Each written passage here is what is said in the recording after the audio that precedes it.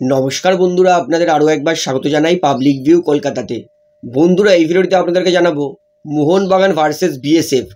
এই ম্যাচে দুই দলের playing 11 formation starting line up কী হবে, মোহনবাগান দলের কটা বিদেশি এই ম্যাচে খেলবে, কটা নতুন সিনিয়র প্লেয়ার অ্যাড করবে মলিনার পরিকল্পনা কী হবে, মোহনবাগানকে যদি নিজেদের গ্রুপে 1 নম্বরে যেতে হয়, পয়েন্টস টেবিলের টপে যেতে হয়, মোহনবাগানকে কত গোলের মার্জিনে জিততে হবে এবং আরও কিন্তু কিছু গুরুত্বপূর্ণ আপডেট দেবো।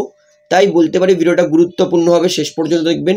এবং চ্যানেলে যারা নতুন আছেন সকলকে একটাই অনুরোধ করে রাখবো, যেহেতু এইখানে আপনারা খেলার সমস্ত রকম আপডেটস পেয়ে যাবেন, তারা অবশ্যই পাবলিক ভিউ কলকাতা চ্যানেলটিকে সাবস্ক্রাইব করে বেল আইকন প্রেস করে অল করে রাখবেন। তাহলে বন্ধুরা, সর্বপ্রথমে আপনাদেরকে বলি মোহনবাগান ভার্সেস বিএসএফ এই ম্যাচটা খেলা হবে 4 আগস্ট, সামনের সোমবার দিন সন্ধ্যে 7টা থেকে। এবং বলে রাখি, এই ম্যাচটা টিভিতে লাইভ দেখতে পারবো সোনি স্পোর্টস নেটওয়ার্কে এবং মোবাইলে লাইভ দেখতে পারবো সোনি লিভ অ্যাপ্লিকেশানে। এইবারে বলি এই ম্যাচটা দুই দলের জন্য কতটা গুরুত্বপূর্ণ। বিএসএফ তারা যদি মোহনবাগানের বিরুদ্ধে এই ম্যাচটা হেরে যায়, তাহলে বিএসএফ তারা কিন্তু ডুরান্ড কাপের কোয়ার্টার ফাইনালের রেস থেকে পুরোপুরি ছিটকে যাবে। মোহনবাগানের জন্য গুরুত্বপূর্ণ, কারণ মোহনবাগানকে যদি ডায়মন্ড হারবার এফসিকে বিট করে কোয়ার্টার ফাইনালের যোগ্যতা অর্জন করতে হয়, তাহলে কিন্তু মোহনবাগানকে এই ম্যাচটা জিততেই হবে। এবং যদি মোহনবাগান এই ম্যাচটা কোনোরকমভাবে জিততে না পারে, তাহলে কিন্তু মোহনবাগানকে এই ম্যাচটা ড্র খেলতেই হবে। এইবারে বলি মোহনবাগানকে কত গোলের মার্জিনে জিততে হবে ডায়মন্ড হারবার এফসিকে পয়েন্টস টেবিলে টপকানোর জন্য। ডায়মন্ড হারবার তারা দুটো ম্যাচে দুটো জিতেছে 6 পয়েন্ট, কিন্তু ডায়মন্ড হারবার তাদের গোল ডিফারেন্স হচ্ছে 8-8-এর। মোহনবাগান তারা একটা ম্যাচে একটা জিতেছে, মোহনবাগানের এক ম্যাচে 3 পয়েন্ট, মোহনবাগানের গোল ডিফারেন্স 2-এর।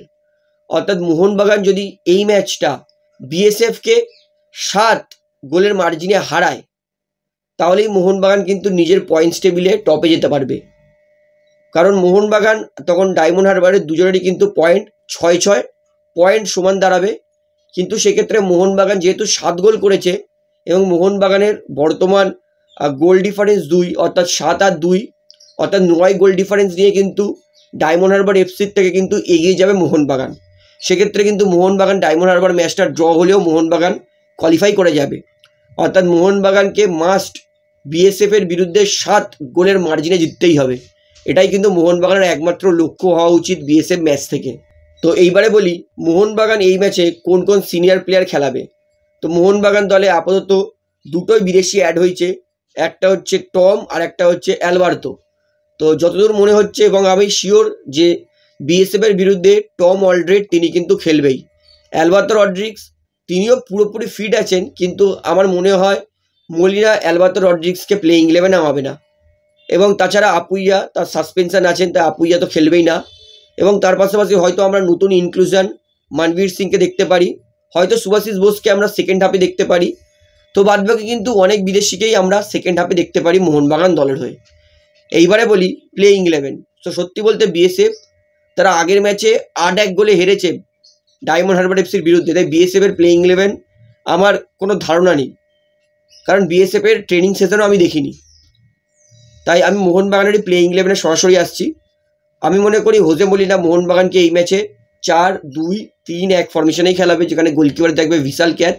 4-এর ডিফেন্স রাইট ব্যাকে অবশ্যই আশিস রায় খেলবে, লেফট ব্যাকে আমি মনে করি অভিষেককেই খেলাবে, সুভাশিস বোসকে হয়তো সেকেন্ড হাফে নামাবে। মানে ডায়মন্ড হারবার এফসি ম্যাচের আগে সামান্য গেম টাইম দেওয়ার জন্য সুভাশিস বোসকে সেকেন্ড হাফে নামাবে। দুটো সেন্টার ব্যাক সেটা খেলবে, একটা হচ্ছে দীপেন্দু, তার পাশে হচ্ছে টম অলড্রেড। অর্থাৎ এই 4টে হবে মোহনবাগানের ডিফেন্স। এবং এই ডিফেন্সকে সাহায্য করার জন্য দুটো ডিফেন্সিভ মিডফিল্ড, একটা হবে দীপক টাংরি এবং তার পাশে আমি মনে করি অবশ্যই অভিষেক সূর্যবংশী খেলবে। অর্থাৎ এই 6টা কিন্তু মোহনবাগানের কিন্তু টোটাল ডিফেন্সের দায়িত্ব থাকবে। মোহনবাগানের অ্যাটাকে আসি। মোহনবাগান রাইট উইংয়ে আমি মনে করি মানবীর খেলাবে, কারণ মানবীর তিনি কিন্তু পুরোপুরি ফিট আছেন। এটাও হতে পারে যে কিয়ান প্লেইং 11-এ স্টার্ট করেছে, মানবীরকে সেকেন্ড হাফে নামাচ্ছে, এটাও কিন্তু দেখতে পারি। অর্থাৎ কিয়ান অথবা মানবীর যে কোনো একজনকে খেলাবে রাইটে। বাঁদিকে লিস্টন কোলাসই খেলবে, কারণ মোহনবাগানের কাছে কিন্তু বাঁদিকের অপশানটা কম। তো আমি মনে করি মোহনবাগান অভিষেক সিংকে কেনার প্ল্যানটা এটা হতে পারে যে মাঝে মাঝে দরকার পড়লে সুভাশিসকে লেফট ব্যাকে খেলিয়ে অভিষেক সিংকে লেফট উইংয়ে খেলতে পারে, এটা একটা পরিকল্পনা হতে পারে। তবে আপাতত লিস্টন কোলাসই লেফট উইংয়ে খেলবে। ক্রিয়েটিভ মিডফিল্ডার প্লে মেকারের ভূমিকায় আমি মনে করি অনিরুদ্ধ থাপাই খেলবে স্টার্টিংয়ে, এবং সেকেন্ড হাফে আমি মনে করি সাহাল আব্দুল সামাদকে সুযোগ দেবে। কারণ চেষ্টা করবে মলিনা যে ডায়মন্ড হারবারের ম্যাচের আগে মোহনবাগানের কিছু কিছু প্লেয়ারকে তৈরি রাখতে গেম টাইম দিয়ে, এবং স্ট্রাইকারে অবশ্যই সোহেল আহমেদ বাট খেলবে। অর্থাৎ এটা হবে মোহনবাগানের প্লেইং 11 বিএসএফের বিরুদ্ধে। এবং অবশ্যই আমি মনে করি বিএসএফের ম্যাচে কিন্তু মোহনবাগান কিছু কিছু মেজর চেঞ্জ করবে। যেমন সাবস্টিটিউশনে আমরা দেখতে পারি সুভাশিস বোস, সাহাল আব্দুল সামাদ, আপনার মানবীর সিং অথবা কিয়ার নাসিরি। তো আরও কিন্তু কিছু গুরুত্বপূর্ণ সাবস্টিটিউশন দেখতে পারি। অর্থাৎ বিএসএফের ম্যাচের আগে কিন্তু মলিনা সমস্ত প্লেয়ারকেই গেম টাইম দেওয়ার চেষ্টা করবে। তো এইটা তো আমি শিওর যে মোহনবাগান বিএসএফের বিরুদ্ধে জিতবে। কিন্তু আমি মনে করি পার্সোনালি বিএসএফ তারা আমাদের আর্মিদের দল, তাদেরকে অত গোলের মার্জিনে হারানো কখনোই উচিত নয়। 3 গোলের মার্জিনে হারানোটা ঠিক আছে, তার বেশি ওদেরকে অপমান করাটা কিন্তু একদমই উচিত নয়। যেটা ডায়মন্ড হারবার এফসি করেছে সেটা কিন্তু খুবই ভুল। তো আপনার কি মনে হয় মোহনবাগান ভার্সেস বিএসএফ ম্যাচে? অবশ্যই মোহনবাগান জিতবে, এতে কোনো সন্দেহ নেই।